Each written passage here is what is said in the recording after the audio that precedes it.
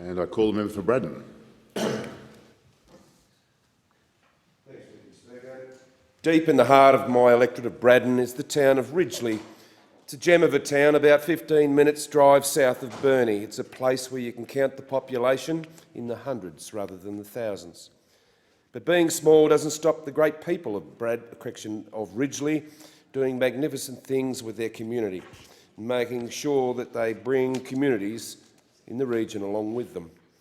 It's the home of the mighty Saints Footy Club. They play in the Darwin Football Association against other great teams from Somerset and Atone, Queenstown, Capronis, Yolla, South Burnie and Yeoman, which draws players from the greater Burnie area. And the senior and reserve teams from Ridgley Saints have had a cracking year this year.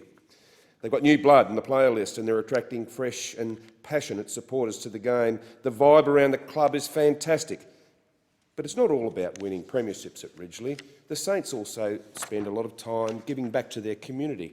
And this was demonstrated recently when they held their second Big Freeze fundraiser for Motor Neurone Disease, supporting club stalwart Michelle McCulloch, who has MND, and her family. Now, it gets pretty cold down home, and the back of Burnie is no stranger to this. So you might say that every day is a big freeze.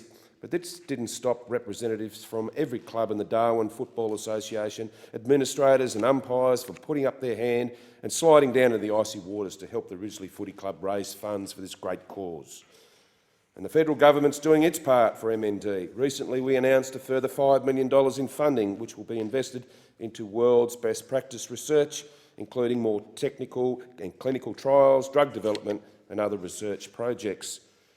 That's on top of our rock-solid commitment to list drugs on the PBS, including recent additions for MND. Since 2013, the Morrison government has lifted over 2,000 new or amended items to the PBS. It should be called the PBS.